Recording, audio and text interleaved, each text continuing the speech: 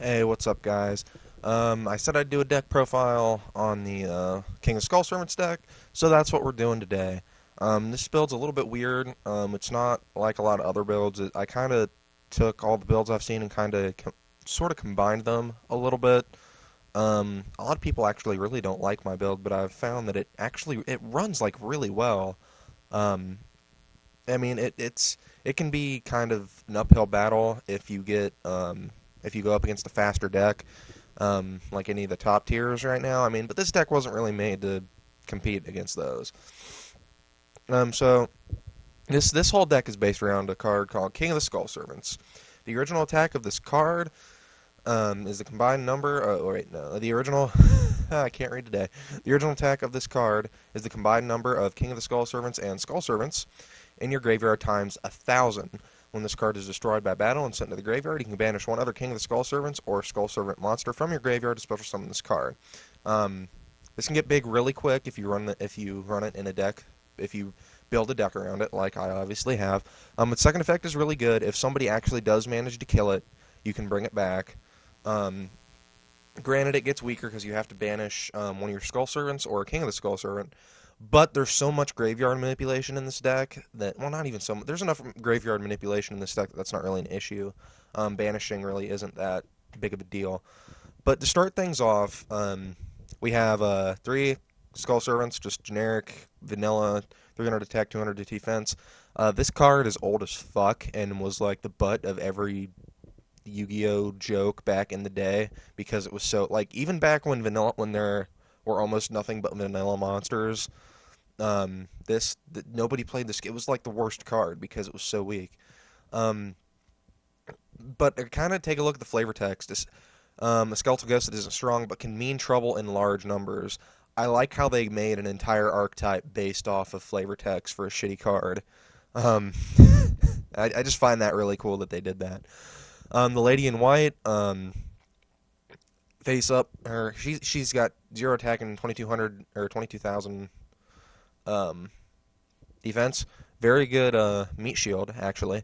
Her effect is face up level 3 or lower zombie type monsters in the field, except the lady in white. Cannot be destroyed by battle and are unaffected by spell and trap effects. This card's name becomes Skull Servant when it's in the graveyard. Now, that last effect, becoming a Skull Servant when it's in the grave, like every other Skull White card has that, which is part of the reason why King and Skull Servants can get so big. A lot of times, what you'll do after you get enough whites and skulls in the graveyard, once you bring back King of the Skull Servants through like the fucking 20 different ways you can bring him back in this deck, you bring back Lady in White so he can be protected, so he doesn't get blown up by like a Mirror Force or a D Prism, or just get flat out run over by something bigger than he is. She's really good. She's really good protection in this deck. She has saved my ass a lot of times when I've just been swinging with King of the Skull Servants. White Prince, amazing card. He is what helps this deck because this is a relatively fast deck. He's what makes this deck so fast. If this card is sent to the graveyard, you can send one Skull Servant and one Lady in White from your hand or deck to the graveyard. You can banish two Skull Servant cards and this card from your graveyard to special summon one King of the Skull Servants from your deck. This card's name becomes Skull Servant once in the grave. Which means that if you have a King of the Skull Servants in your hand, this gets sent to the graveyard. You mill a Lady in White, and you mill a Skull Servant. You just off of one card, you have a 3,000 attack King of the Skull Servants that you can just normal summon just out of the blue. Um, so he's what makes it. He is part of the speed of this deck. You need to. And here's the thing with a lot of people only run two because they also like to run Zombie Master and Mizuki. I don't really run those in this deck. It kind of throws the way I want this deck to run. It throws it off. I think they actually slow it down a little bit. They give the deck more options, definitely, but they kind of slow down the Skull Servant part a bit.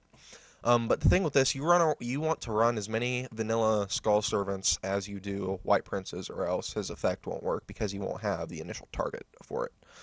White Mare, pretty good card. Factor he's part of the big graveyard manipulation factor of the deck. While this card is in one graveyard, it's treated as Skull Servant. If you discard, can discard one card. You can discard this card to activate one of the following effects. Select one of your removed from play Skull Servant or White Mare, and return it to the graveyard, or select one of your removed from play Lady in White or King of the Skull Servants and special summon it. So he can get shit back in the graveyard if you've banished it for whatever reason. Um, he helps buff up King of Skull Servants when he's in the graveyard. He's just an all-around handy card to have because, I mean, you banish something with Allure of Darkness, you can get it back. You banish a couple things to activate White Prince's second effect. You can bring one of them back. Um, he's just really really handy for that. He really helps the deck out a lot. Three Kinglet Skull Servants, main stake of the deck. He's your beat stick. Um, he is the main reason the deck exists. Um, and the other thing is, unlike a lot of other boss monsters that reside in the main deck, because a lot of Galaxy Eyes Dragon, a couple of the big super heavyweight samurai, that's probably actually a bad example. Dark Magician now is kind of a bad example because he's got that trap. But before a lot of this newer archetypes and support came out, a lot of boss monsters that resided in the main deck, you had a hell of a time getting them out because you had to either tribute or fetch another card to special summon them. But this one, you can either, I mean, there are a ton of different ways to special summon it, but you can also just straight up play it from your hand because it's a level 1. So that's really, really handy. I really like that. The 4 Light Sworn of the deck, we run 2 Lilas. Um, you can target her. I mean, I'm sure everybody knows what her effect is, but I'm going to go over it anyway. You can target one spell or trap card your opponent controls. This card's battle position cannot be changed until the end of your next turn.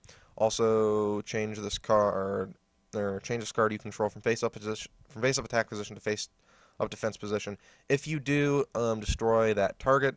And at the end phase, it mills 3, so it can get White Princes. It can get a lot of things. Raiko's kind of the same way, except he's a flip effect. You pop one card on the field, and then he mills 3. I run these because this deck hates back row with passion, and they're really good at kind of accelerating the deck a little bit because it can get things in the graveyard quicker, and they pop back row, which is nice. 2 Mathematicians because, again, you need to send things to the graveyard. You play a Mathematician, you send White Prince, then you already have a 3K King of the Skull Servant. He's just an all-around good card. I've been debating about taking out maybe like a Lila to run 3 of him. So that's the thing. A lot of people like to run 3 Mathematicians. I run the 2 Lilas and 2 Raikos just for the back row poppage, so I don't have to run MST, and I can get the mill. But in his second effect, when he gets destroyed, draw a card. Drawing cards is always nice, but Mathematician, really good card to run in the deck. Dark Armed Dragon, also known as Dad. I'm sure everybody knows what this card does. It used to be a fucking main. It used to be part of like a top tier deck way back in the day, and it still kind of was in the Dragon in the Ruler format. But almost everything in this deck is dark, so he works really fucking well in this deck. But his effect cannot be normal summoned or set, must be special summoned from your hand by having exactly 3 dark monsters in your graveyard and cannot be special summoned any other ways. You can banish 1 dark monster from your graveyard to target 1 card on the field and destroy that target.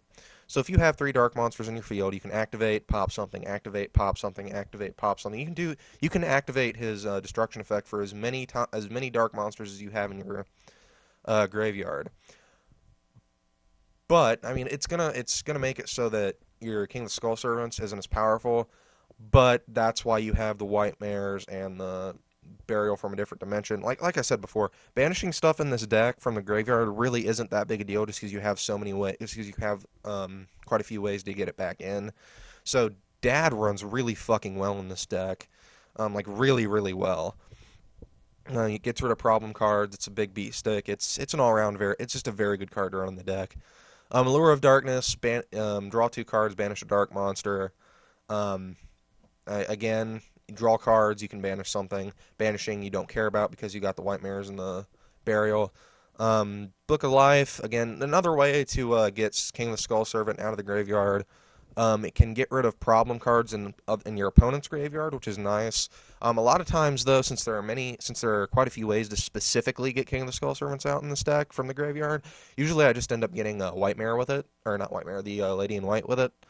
One for one, again, very good card. You can pitch anything, any monster in your hand to bring out a level 1 monster, King of the Skull Servants. Bonus points if you send a White Prince to the graveyard to do it. Raigeki to clear the way for the giant beat stick. Soul Charge to bring back the occasional White Mare, or not White Mare. I keep saying White Mare. To bring back the occasional Lady in White, or just another way to bring back King of the Skull Servants. Put you there.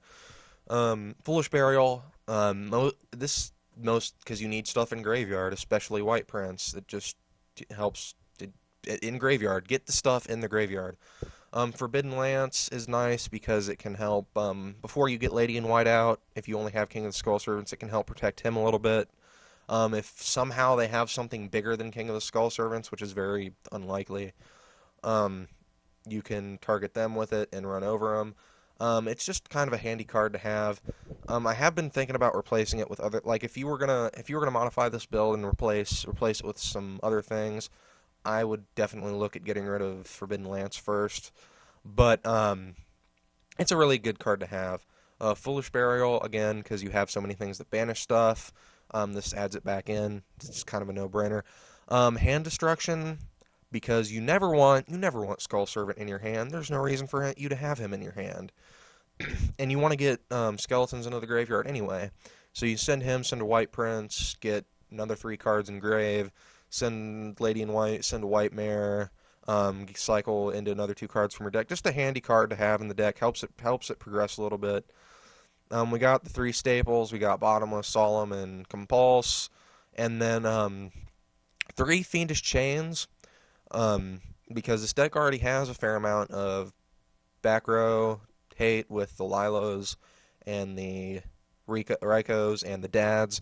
It has enough of back row hate, but it's really susceptible to monster effects.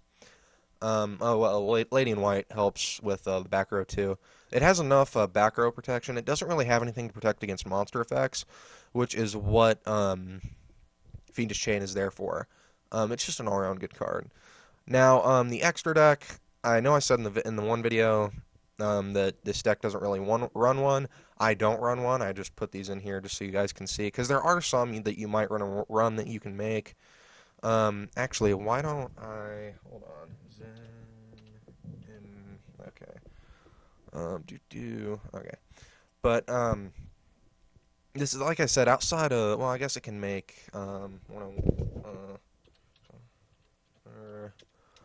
it can make Honor Arc, it can make exit. Fuck. It can do like 1 or 2 rank 4s. Like I said, I don't really run an extra deck with this. This kind of distracts from what I want it to do. But you can make rank 4s with Lila, so you can run your Honor Arcs, your Exitons. You can make level 3s with Lady in White, so you could run like Zenmaines or Gotchi or something. Or wait, no, Gotchi. Actually, I think Gotchi's level 2. I don't remember. I think, yeah, he's level 2. You could run Slacker Magician, Cain and Abel. Those would be decent to run in this deck. Baby Tiragon. Actually, one of the more useful cards that you'd want to run. He takes 3 level 1s to make, so that's kind of a pain in the ass. But you can attach 1 Exceed material from this card, then target 1 level 1 monster, King of the Skull Servants. You control it, can attack your opponent directly. Which, I mean, if you have like a 4 or 5k King of the Skull Servants and this out, oh, I'm going to attach 1 and straight up beat you in the face for 5k. That's pretty fucking good. It doesn't have any synchro options unless you run Raiko, or not Raiko, unless you run Raiden, which I've gotten a couple of suggestions to do. He's a little bit faster than Raiko or Lila because he's faster than Raiko, but he only mills 2. I mean, he mills 4 because he mills 2 at the beginning and 2 at the end. But he's a little faster than Raikou. He can buff himself depending on what when you mill. Um, he gives you tuner options, which is nice, I guess. I don't know. The reason I have the light swords I do in there is more for back row hate. So he wouldn't really do that much for me the way I want it to be built. But I'm sure because there are other variants. There's another variant of this deck that runs a lot more light sworn just to get kind of a turbo mill thing going. Um, but yeah, if you were to run him, easy things to make would be like Armades, Ally, or the Armades and Cataster. You know, any generic level fives. You could go into Black Rose with him and a Lady in White. So any generic rank sevens. I'm sure there's probably well, and even then, I guess you could do that and then add like a level one for like a level eight synchro. As I said again, it would kind of distract from what you want the deck to do in the first place, but it will give you more options, and that is extremely viable. Um, but it would not fit in this build the way I have it set up. But just some suggestions. A lot of people are saying that I should run three Lila. I like three Lila and two Raidens. So yeah, that's why I have that in there. Same with Mathematician. A lot of people are saying that you should run three Mathematician, which I'm very tempted to take out a Lance to run a third Mathematician. Um, so that if I were to make any uh, changes to the deck, it'd be that third Mathematician, just because it's pretty good. But yeah, I mean, you've seen the video, you've seen what the deck does. This is the deck as it stands when it was in the video. It's the way I currently run it, aside from the extra deck. As I said before, I think for this build specifically, the extra deck kind of distracts from the main idea of the deck as a whole, but it will give you more options. So if you want to do that, that's fine. But if you like what you've seen and you want to keep up with the channel, channel news, whatever, videos coming out, ideas for videos, check. You can follow me on Facebook in the link in the description below. And if you like what you saw today, I have and want to support me, I have a PayPal button up on my channel page. So as always, thanks for watching. Well out.